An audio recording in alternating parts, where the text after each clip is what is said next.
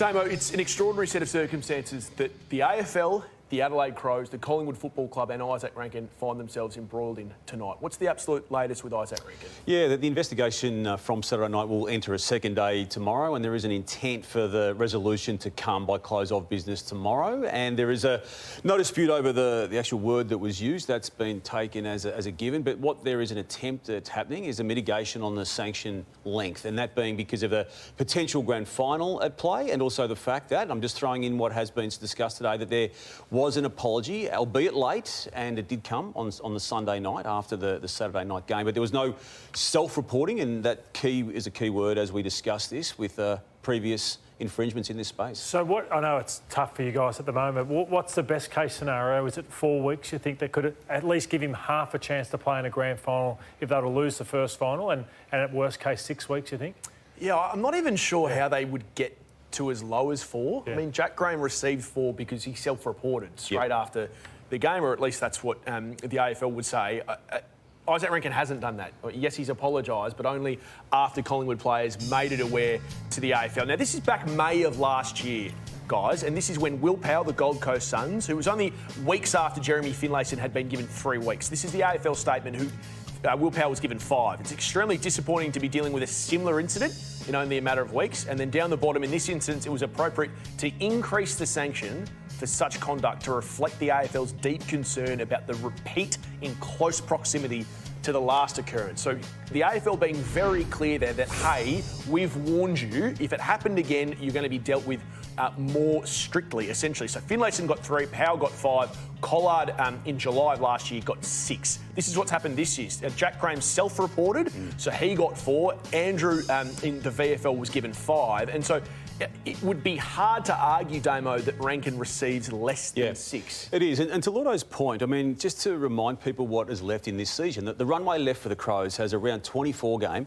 and a minimum of 2 finals. It could have round 24 plus 3 finals, and it could also have round 25 plus 4 finals. So there needs to be no ambiguity about weeks and matches here. It has to be, I think, a weeks component to this, or a match component, whatever it is, but to take in whatever's left. If they want to allow him to play in the finals, I think they need to articulate that possibility. And as you said, Lloydo, it may mean that they need to lose a final for him to play again. But I'm with Sam. I feel it just needs to be a straight 5. That's predicated on if he is found guilty, and there might still be a little bit to play on that with extenuating circumstances. I think one of the interesting questions about this, Jimmy, is what role the AFL has played in it. So, you know, they can change a rule on, say, high tackling, and within 2 or 3 weeks it feels like the message gets through, like players are quick to react.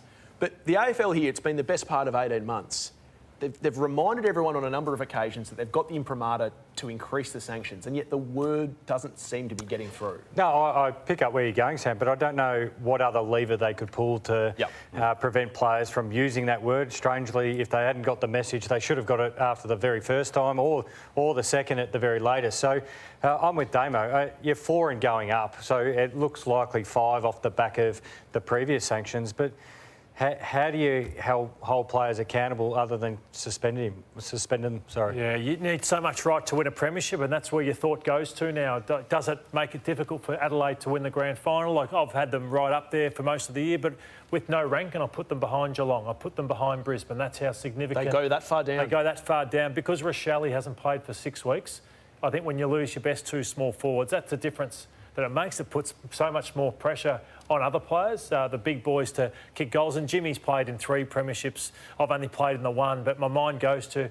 in time, I think the Crows will get angry. They'll be angry with him because you can cop injuries, but you can't cop, I think, suspension. And then this is even worse, I think, the way this has come about, because it's not a football act, it's something that he's done in another act. And then he, in time, will never live with himself either. The thought that'll sink in over the next week or 2 saying, imagine they go on and play in a premiership and I'm not there, Jimmy. They're that hard to get to. And they're all the things that it's terrible that are going to be running through his mind and the club's. Yeah, well, he's going to have to carry this with him forever anyway. So every time we have an incident, unfortunately, his name is going to be raised. That's part of the punishment.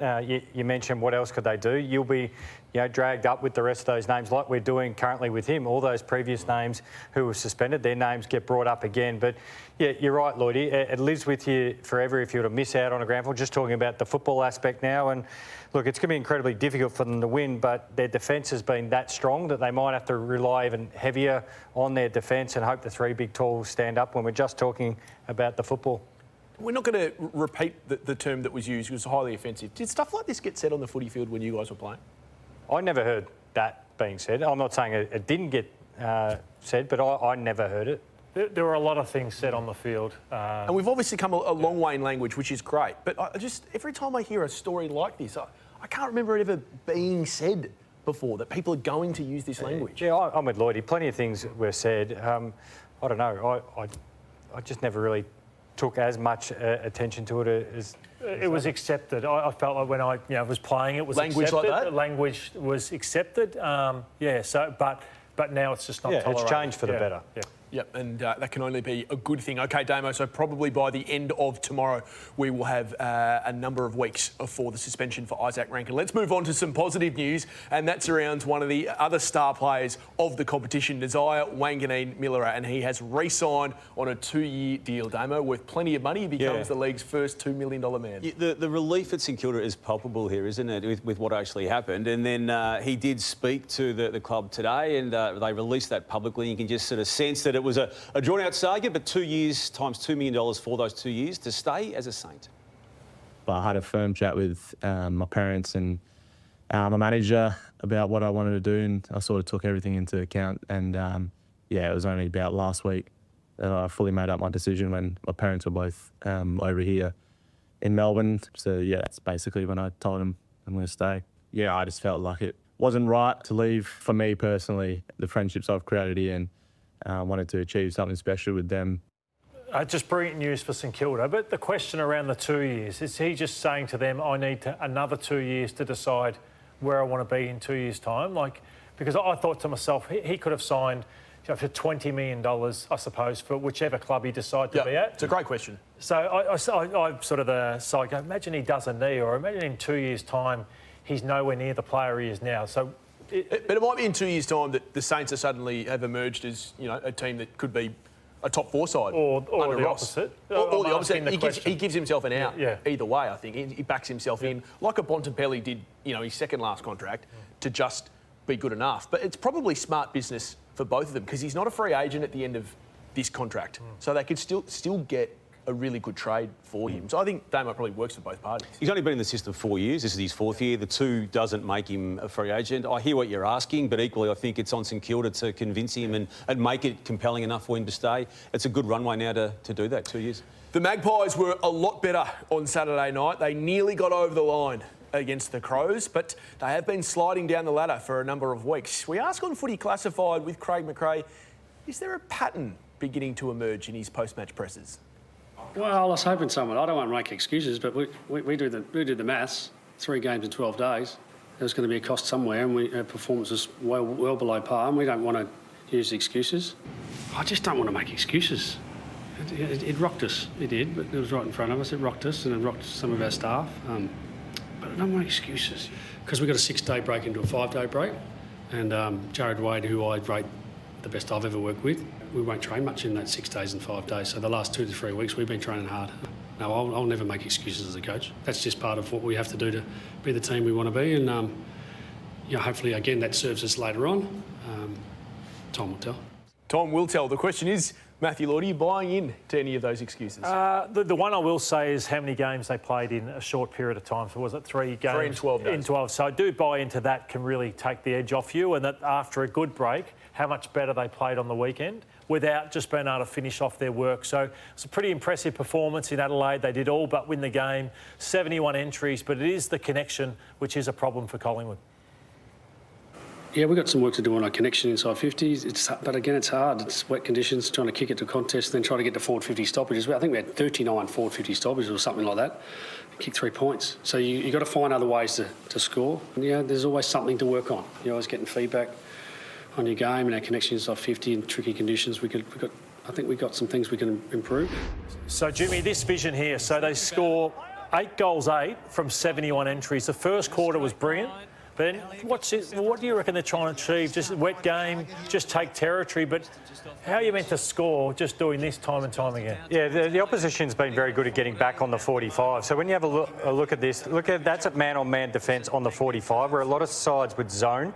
So that actually cuts out Collingwood's one, which you've highlighted many times, Lloydy, out to the fat side of the ground. It's forcing them long down the line, which McStay, Membry and who's the other one? And Mychek, sorry, apologies, who are just not marking the football. They're not as big as some other key forwards. They work extremely hard, and we've just stacked it up. I know they mentioned on the weekend it was tricky conditions, but this is over the last 5 weeks. So this points to not getting the movement from these 3 big guys. They've been forced to kick long down the line where the opposition's ruck, mids, everyone can get on top of them, third man up. You compare that to other top sides at the moment. They get the movement, they get the angle. So I think it's a bit up the ground to bring the ball back through the corridor, which can get them on that slider kick and get those 3 on the move going across 50. So he showed he could make a hard call when he dropped Johnny Noble. That was a massive call to drop John after playing all home and away games. I just wonder if it is the time to pull the trigger on McStay.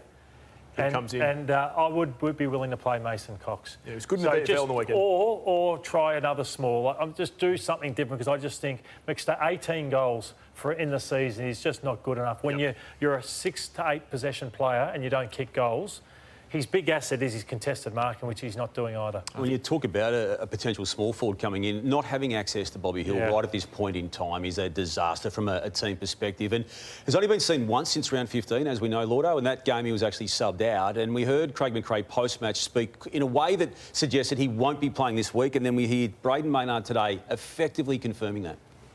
We believe that he will get the ball rolling with a few things that he's got going on. We are a better team with him in it, and he knows that, and we all know that. But at the same time, we've got big things on the horizon, and we need to focus on what we can do, with all due respect, without Bob if he's not turning up. But he knows that we're a much better team with him in it. So even since he has committed to returning to the team and to train, since he dealt with those personal issues, Jimmy, he's missed a training session last week that we know of, and again today wasn't present. It wasn't as important today's training session, but he still wasn't present.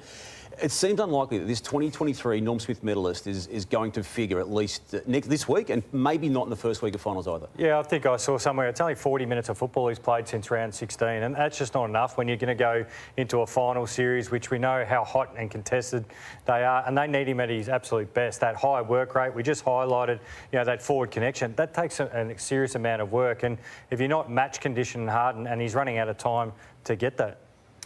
Port Adelaide, their season is coming to what can only be described as a sad end, Lordo. And in that, Ken Hinkley's reign as coach of this team for the last 13 years is coming to an equally sad end. And you could sense the change in the language from the beginning of this coaching handover right up until the end. Said right from the start, I've got plenty of energy for the job. Josh and myself, we both know exactly what's going on. The whole football club knows exactly what's going on. People have got some opinions based on one loss. Does your faith waver at all when you Not lose? one bit. I'm, as I've said all the time, the energy to help and be a part of the team and support the players and the rest of the coaching group, it's not in question. And I wish people would stop asking that question, regardless of what happens.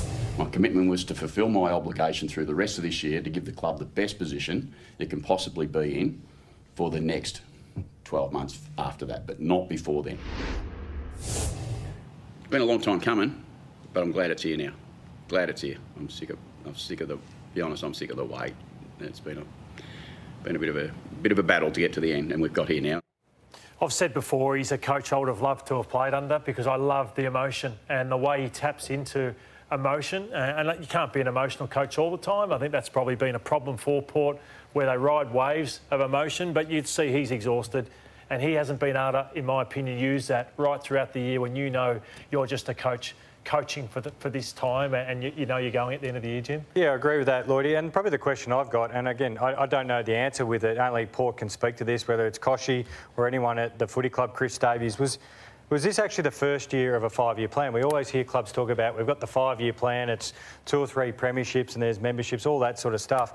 So was this the first year of the plan where Ken was, transitioning for Josh Carr, and then it's been a disaster? Or does the 5-year plan start next year, which means you've just burnt a season right now. So I'd just be curious to know where it sits, because everyone's in either starting a plan, finishing, or in the middle. Where is it on the timeline? And it'll be interesting in attracting players. I want to see over the off-season, can they attract players, or are they one of a club that has just really fallen down the list of where you want to go to? They've been all on the same page for so long until last week when Ken alluded to the pressure that he'd been under and the need to finish it. And David Koch only 3 weeks ago spoke glowingly of the whole plan. We've got a plan going forward and everyone's sticking to that plan, as we always have. In terms of succession, it's playing out the way that we thought. So, Little, you know the way footy clubs work as well as anyone. Is the heat need to go on the board and David now for how this has unfolded? This is by far the worst year of Ken Hinckley's 13 as a coach. He's previously never finished with less than 10 wins in a season. He's not going to get there regardless of result on the weekend. I know we've spoken about this a lot through the year, but the moment they thought Josh Carr was their man, I felt that he should have been the coach. So should have been from round one of this season. Like Dean Cox, he should have had a year under his belt this season. There's two schools of thought here. One is that what Ken Hinckley and Port Adelaide have done, they've actually taken a lot of the bullets for Josh Carr so that he can then start next year fresh. The other side of looking at it is that, well, it's actually tainted the start of Josh Carr's coaching career before it's technically begun, because so much of the messaging from Port is that this is becoming Josh's team. Do you have a view, or are you somewhere in the middle? Well, I think, as I said, will he be viewed as a first-year coach next year? Like that's yes, he will. To Jimmy's point, it's a great question as to the club's plan holistically. And I think another part of your, I suppose, posing question there, Sam, is that what has he been doing this year, Josh Carr, as a senior assistant and someone in charge of a key part of operations? And that's where you're disappointed for Josh. Was Josh would love to say, you know what, I am the coach, like Adam Muse or Andrew McQualter, it's on me. But it's hard to know where to lay anything because of the confusion for us on the outside. Their opponents were interesting on the weekend, weren't they? They suddenly looked full of energy, and Harry McKay was sensational. He kicked 7 goals straight. And I reckon at halftime with the captain and post-game with the coach, you can pick up on a deliberate change of language towards Harry.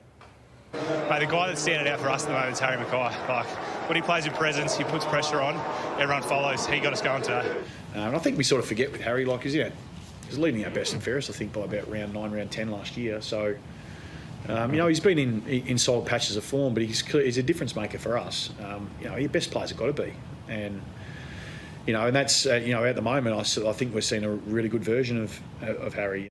A difference maker. It seemed to me like a deliberate kind of pep up for a guy that they know both, mentally and physically. He's had a difficult year. It was a great reminder for the football world.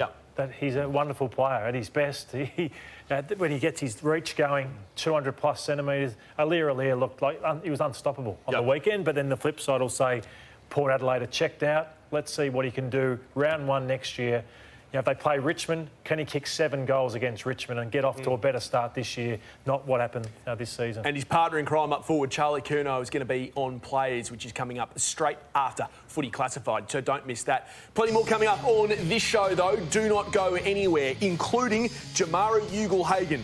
He's back in the headlines again. What is next for the troubled Bulldogs forward? Freo in a purple haze after a heavy loss to the reigning Premier Justin Longmuir looks exacerbated. And surface tension. The SCG under fire, not for the first time, as the Cats pass their latest test with flying colours. More Footy Classified right after this. Hello everyone, welcome back to Footy Classified.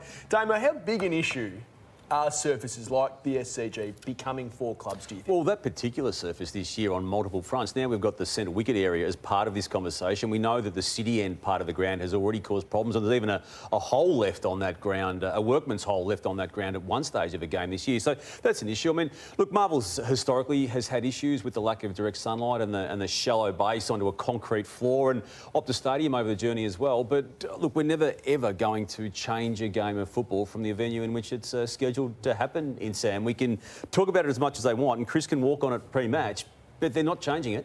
On field, I was really looking forward to seeing what the Cats would do, because they've had a soft run. They've had Essendon, they've had Port Adelaide, they've had North, beaten them all up, and Sydney SCG is a tough challenge, and they did it with ease. After that first quarter, it was such an impressive performance. They absolutely belted the Sydney Swans, so we're going to talk about Sydney shortly, about that it could have been a good loss for them and a reality check. But I just thought their back line stood up well, midfield super strong again, and the forward line, I talk about the forward connection.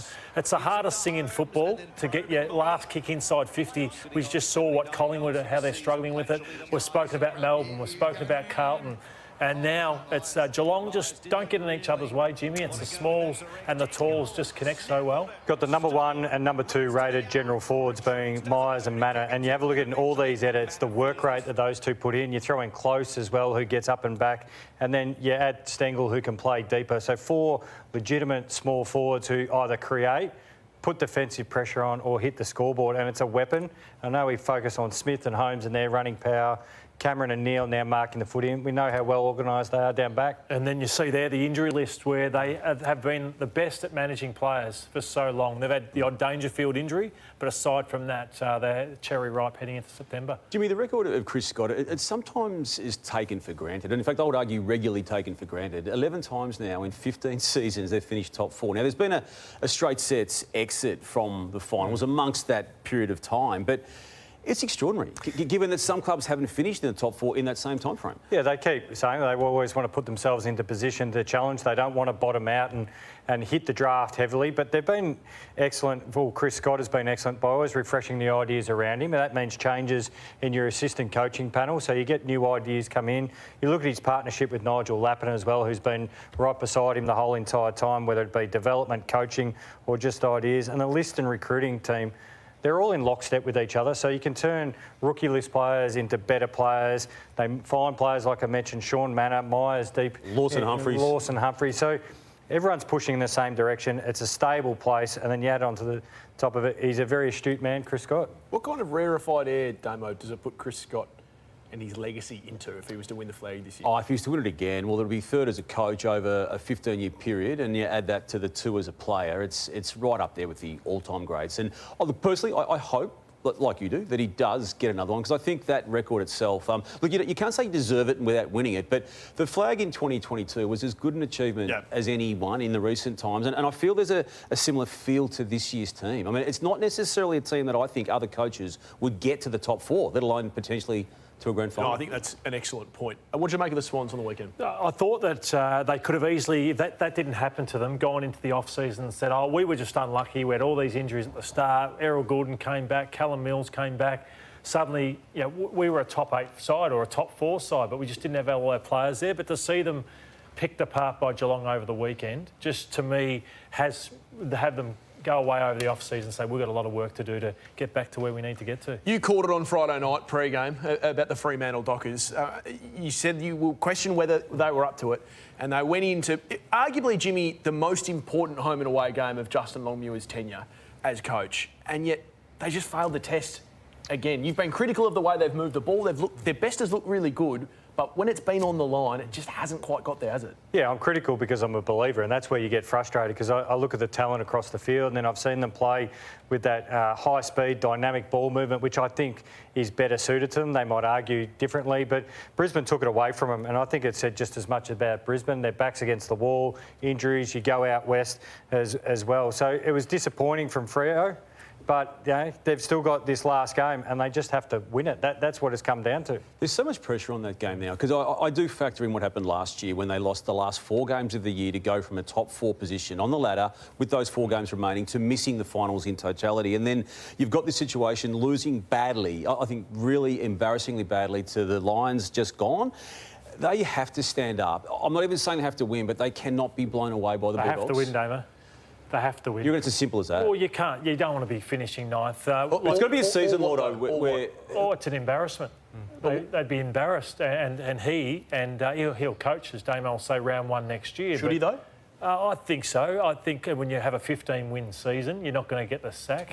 Wins don't matter if you don't make the 8th. Yeah, but I don't think it's enough for him not to coach again next year. And they're up against it. We just had the Dogs record at Marvel Stadium. It's 12 games, 10 wins. And the last time Freo played at Marvel Stadium, they got touched up by the Saints. So it's going to be incredibly difficult. And either one of those sides, I think we'll look back and go, they should be final 8 sides. I think they quite cleverly, as a football club, moved off the contract situation to the employment agreement with Justin Longmuir. And I think there's as much about that as perception and optics as there is how it actually looks. The conversation's been had. I'm convinced, having looked into this a little, as best you can from the outside, that he will be coaching round 1 regardless of result on the weekend. And I think that's probably fair, but he's on the hook next year, year 7, that will be. Fascinating story broken by Nine News' Tom Morris a little earlier today, and that is that the troubled Western Bulldogs star Jamarra Ugle-Hagan, boys, has been caught up in another controversy. Now, it must be said he's been cleared of any wrongdoing. Victoria Police are of the opinion it's wrong place, wrong time. But it was just before 2:30 on Sunday morning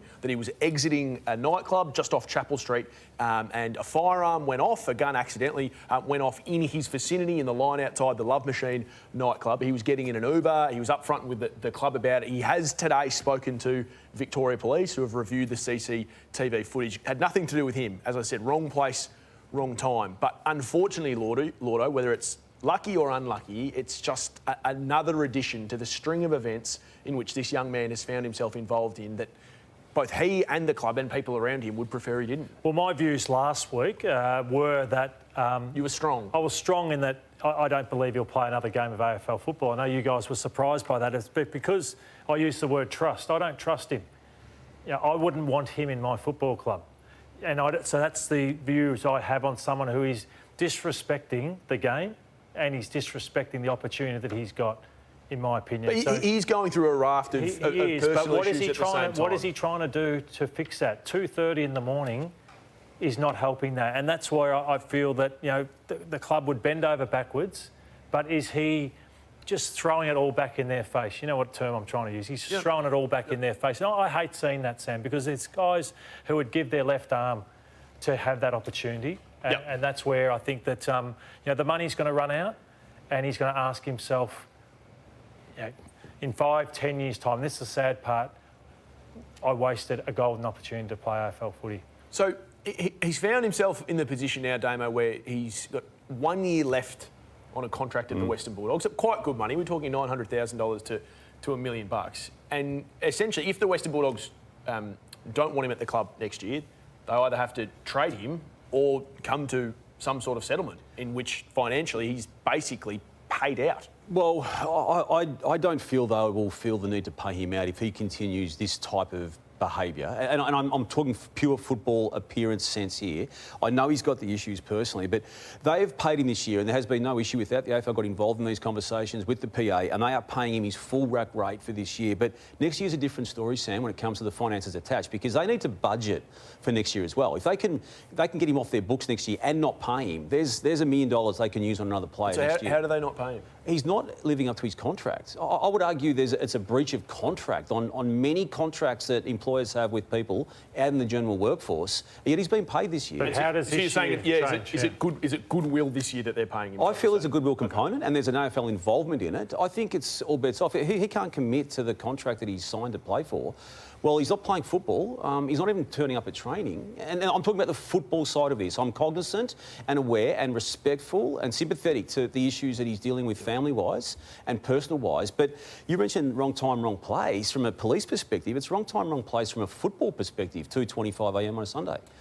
Yeah, and, you know, whether we like it or not, it's a sad set of circumstances, Lloydy. And I know you've talked about that, and you're coming from a coach's perspective and from someone who is a dominant forward of the game like he's trying to be. But it's someone's life we're talking about here, and you know, we're all hoping that he can find a way to get back into for him professionally. Absolutely for him, yeah. But whether it's at the Dogs, it remains to be seen. Speaking of the Dogs, Jimmy, they continue to leave it late in seasons, don't they? Yeah, their fans always be biting their fingernails when it comes towards the end of the season. We have a look at their charge into the final 8 again, and it leaves them probably either having to win to get in, or they just scrape in and really have to win their way through. Look, we know they've made some historic charges once they've got into the finals, but with all the talent they've got, they would probably point to, well, they've got holes on their list, but they've got some serious top-end talent. You can't... They don't have a lot of holes on the list. No, but that's what they'd say, you know. But Richards, Bont, Darcy, Norton in unbelievable form. You've got Bailey Dale off the back line. Tim English, an unbelievable ruck. Fighting for the 8 just doesn't feel right. Certainly doesn't. Stay with us on Footy Classified. The water cooler not far away as we take you behind the scenes with the off-field dramas at the Demons. But as we go to the break, remember, stay tuned after Footy Classified because it is this show. And how about the superstars on Players Night? That man, Charlie Curnow, Koch and Jaden Short join our epic host, Felix von Hoff. It's players, and it's coming up right after Footy Classified. Don't go anywhere on 9. Welcome back to Footy Classified. The water cooler this week is the Melbourne Football Club, who continue their search for a new coach. Nathan Buckley looks like he is the runaway favourite, Matthew Lloyd, and yet they announced, I think it was Thursday night, the coaching subcommittee. So it feels like they're going to go through a process. You can see there the president, or the incoming president, a little bit to talk about with that as well, the incoming CEO, Alan Richardson, and they add Joe Watson, the former Essendon captain, Frank Panisi and Megan Callaghan. Well, the big part for me, though, is more so who, say, for example, if I was a prospective coach, I'd go, OK, I'm not going to put myself up and go for that job when Nathan's the head hot favourite. So everyone's just saying it's Nathan's job if he wants it. So why would you as a prospective... So that panel's one thing, but if you as a prospective coach, why would you put yourself up to be one of the, I don't know, the ponies beside the big horse to try and get the job? You know what I mean? How do you view it, Jim? Yeah, well, being part of one of those coaching panels or being charged with selection committees, that was often one of the first questions asked when you called the coaches and said, we'd like to speak to you regarding the open vacancy of the Giants. And a couple of them said, is this legit? Because they knew that a couple of them they went to, they were just the lead pony or the actor, show that they're actually doing due process. And they got halfway through it and they went, you know what, I don't want to be part of this. So, yeah, I wouldn't be surprised. A number of coaches go, look, if this is a legitimate process where I'm a chance and I'm going to go through the same steps as Nathan Buckley, if he's the favourite candidate, well, yeah, go through it. But if you know you're just there just to show that you've interviewed a few people, why would you do that to yourself? I understand why clubs form subcommittees in these moments, and I know some of it is to get extra expertise that's different to their own thinking as a club, and some of it is to get workplace law and experts in, but ultimately the people who are the fringe people on these committees are not beholden to the outcome of these decisions. I mean, you were as a director of the Giants when you found Adam Kingsley. Those other people aren't. So I think they should revert back to old-fashioned football logic and just own the decision yourself. It's a great point, There should be enough expertise on each club's board to deal with this matter right now. Yeah, I reckon your point's incredibly valid, but unless you think you've got a hole in your board or you need that expertise being brought in or a different lens or perspective. So Frank Panisi on that is incredibly well respected. He knows what good culture and what builds good teams. We can't fault what the Storm have done regarding he and his partnership with Craig Bellamy. So if you're bringing someone in, you're filling a hole or a void. So I'm with you. You've got to trust the board or the people on your board in that committee. You've got to identify what you want out of them and really challenge actually the coach's thinking as well, because even when you go through those processes, the person you probably have first in your first lot of interviews mightn't be the first in the second and mightn't be in the third, because they start to show different elements. They get a little bit more comfortable in it. You might be picking apart list, coach style, where you are in 2 to 5 years. What do you think they'll want Nathan or a prospective coach to say about their club? Do you think they think we've got to go down for a period, or that we can challenge next year? Not the way Brad Green was talking upon the exit of Simon Goodwin. He was talking as though they should be a whole lot higher up the ladder than they... And I think that's an interesting conversation because some coaches, prospectively, may view that list very differently. Well, that's what they need to establish just quickly from those 4 or 5 people on that panel. Like, do they actually have a clear plan of where they actually think the club is? So if they think they're on a 5-year plan, well, then that's got to marry up with what the coach actually thinks as well. But if the coach comes in and says, no, I think we're only a year away, and they're, well, your polls are part of it. But who on that committee's got the answers to that, Jimmy? There's people who haven't started in those jobs as chair and CEO. You've got Joe Watson, who hasn't been at a footy club for some time. You've got a guy from rugby league. You've got someone not part of footy. I don't know if there's enough expertise. And Paul Greer, the CEO, he's yet to start at the job. I don't know if they've got the people knowing the answers to those questions. Yeah, it will be a difficult task for them. Yep, and they need to work out what they're doing with Clayton Oliver and Christian Petrarca, because those two guys should have been dealt with last year. It doesn't feel like they have been, and it's all going to come up again in the trade period. Hey, speaking of trade, Damo, 11 losses in a row now for Zach Merrett and the Bombers. You think clubs will try again, like the Saints did last year? I think he's a similar name to Christian Petrarca and Clayton Oliver. I feel clubs will ask the question again. I know there was, again, a level of frustration attached to him and his role and the way the club was unfolding this year. I know the injuries have actually almost made it too bad to be true, Jimmy, and there's almost a just put a line on this season as well. But, yeah, halfway through the year, Sam, I feel there was a feeling amongst other clubs that it's, despite what he's been saying publicly, that it was a question worth asking again. And in the trade space, as we know it, they're going to continue to ask those questions as clubs continue. I mean, we know the default position, contracted, happy, captain, but let's see. Stranger things have happened. Speaking of captains, our captain at Footy Classified is Matthew Lloyd, and he's going to take us through the Sledgehammer. It's coming up next. Noah Anderson was a frustrated Suns captain over the weekend because of some of these efforts. This one here, he's a midfielder. He's looking back to, say, fill a hole. He wasn't just filling a hole. He was actually the whole defence. So look how bad this was from the Gold Coast Suns. He went back to help, and there he was up against two Giants forwards. This one here, he's got Will Powell. He says, I've got this player here, and there's Ralston. He's expecting Powell to take Ralston. I don't know what he's doing. Dimmer said we're a metre off, and look at him giving it to his Suns players. It was so frustrating, a really poor performance. I love Dustin Fletcher because he had the ability to punch the ball away from Crummers, whereas Sydney couldn't do that. They were off on the weekend, so that was one from Mills, and then Blakey there, straight down to where Myers wanted to be. So you've got to be able to angle your spoils away. Speaking of Swans defenders, look at Lloyd. So I love this from Cunningham on Manor. That's how you should defend, but that's Lloyd on Stengel. Good luck trying to stop him when you get a run. Broken tackle, another broken tackle. You've got to be tighter in defensive 50. You can't be giving them that much room. Voss has had a great month, but he was taught a lesson by Harris Andrews. I love this. You get him on the shoulder, you push him under the ball, and that's what he did to Voss. Voss kept getting there far too early. Minutes later, he didn't learn Harris Andrews, the experience of just getting him under the footy, nudging him under it. Leo Barry was one of the best I played against in the way he did that. Speaking of smart players, Ollie Dempsey. So he takes you back to the square as well as any winger in the comp. So he takes Ollie Florent back to the goal square. So the moment he sees, OK, this ball's in dispute, he's happy to let Dempsey get it. Dempsey goes to the ground. Then he just spits out here, so smart, ball in dispute.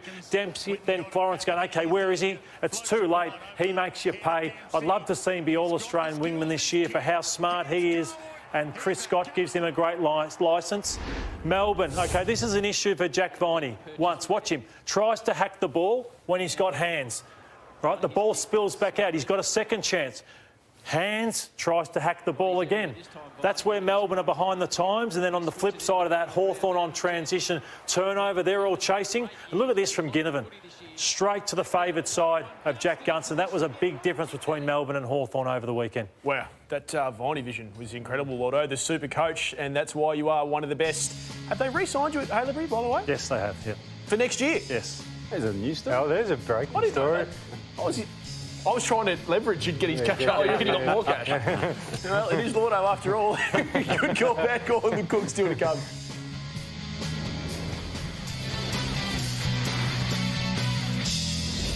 Welcome back to Good Call, Bad Call, where we tackle the game's biggest issues. Jimmy Bartell, the game's harshest marker, has struck again. Good call, bad call. Yes, I think you're referring to Mark McGowan. Love his work in the Age, but he can be very difficult when you look at the votes. So we had the Nasiah Wanganeen-Milera game where he took Melbourne apart and only got a 9. But when we look at Harry Sheasel... No. 54 touches, 2 goals. I just want to know what you need for a 10. Mark doesn't give out 10s, is what we're finding out. I just want to know what is a 10. What game is a 10? I don't mind it, Jimmy. He's seeking perfection. Hey, Sam, to you. The art of subtlety is sometimes lost on even the most experienced metre performers. No. Good call, bad call. That's a bad call, Damian. That's a nasty call. Journos don't go after journos. I assume you're referring to one of the greatest of all time, Tim Lane.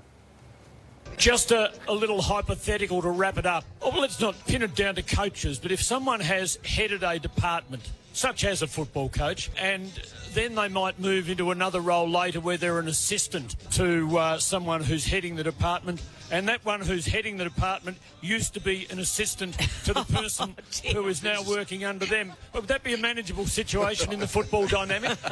Me and Vossi get on great. I mean, Ken followed it. I'm glad he could, because I couldn't. Damo, the Kangaroos are so green that even their coach has trouble recognising them. Good call, bad call. It's a really good call, Lordo, because Clarko on the boundary line in Hobart on the weekend just had some trouble seeing who laid that particular tackle, which was rewarded with a free kick. And it's understandable because Cooper Trembath was the answer to the question he asked the people around him. He's only played a couple of games. Lloydy, they always say the sequel is never good as the original. Good call, bad call. Good call by you, Jimmy. They tried it again. The Bombers breached the 6-6-6 rule, and Rowan Marshall and Nasiah said, let's do it again. And they tried the exact same play. But well done to the Bombers. They haven't won a game for 11 weeks, but they did stop That's poor Goodwin again. Yeah? Poor Goodwin. Yeah. Damo, back to you. Tom Atkins is clearly a man of culture. Good call, bad call. Let's take a listen to what he said post-match before I answer that, Sam. Oh, I've just been churning through all the old episodes, but I really enjoyed your episode, and for anyone out there, get on the open mics on YouTube. They're great. It's a good call, particularly the Mark Joko Jackson open mic. Sam, the mighty have fallen even further than we thought. Good call, bad call? No, that's a good call. We speak about the Essendon Footy Club. They finally get a prime-time game on the big stage. It's a close game, and then this happens. And the mark taken by Guelphy. Farewell to our Fox Footy viewers. You're heading to the main game. Here's Gary Lyon. Hello everyone, welcome to Optus Stadium, a magnificent night here in Perth. Halfway through the game and they get cut off not by the bounce of the next game, but by pre-game, an overlay of Perth. What's even footy? Wouldn't happen to me when I was kicking 10 back in the day. Jimmy, with so many recalled each week, the death of the bounce can't come soon enough. Good call back. Lloydy, let's take a look at this. We were at this game the other night. Check out the umpire. So we've got the ball up around the ground. Well, he wants it back there, the umpire. I think this is a good call from here. It's pretty simple to throw it up, isn't it? Just lob it up in the middle. I can't believe they've recalled a throw-up. Hey, Lordo, you have to watch your back in enemy territory. Good call, bad call. Good call, but this guy just makes me smile. Billy Brownless, he was there at the SCG with the lovely, and they were watching the football, and he was on the big screen having a frothy, and there the lizard mask was on his face, and he just loved it. Frothy Brownless. I miss him. We all do. Good call, bad call is done. The closing cook to finish us off on Footy Classified. I am a germaphobe. I've noticed a few things creeping into the media of late. So here's the Chief earlier in the year. Hasn't always gone as smoothly as they'd like, but... Oh, excuse me. I couldn't control that sneeze. Oh, excuse me. This one was even worse from our man Nathan Brown. Those games and the names we rattled off, Auto. They just have to do it more consistently and Paris. Yeah. It's been a great... Just reset and one... Are you right? That went all over me. Sorry, Dave. Are you sick? That's just sweating. No, it's not. What is wrong with you? I've got something stuck with. I've had some snakes before. Has he been burning the candle at both ends? And sorry, Dame, I've been steering clear of you a bit of the last week because Hutchie wasn't great what he did on the podcast with you last week. It's a really good move. I agree with you. That Wednesday night game is going to be a bit of a fast at Gold Coast Essendon. Well, that's the last one. So, Damo, I nearly bought the mask out for tonight. So anyway, what was Brownie doing? I don't know. That was grim, wasn't it? On the Sunday Footy Show in Adelaide, enjoying a beautiful sunny day, and Brownie was serving that up. Anyway. I tried to go with you. Yeah, I know. I couldn't. Not sure I could. Join us on Footy Classified tomorrow. Hurdy, Rory, Tom and the team. But tonight it's players coming up right now.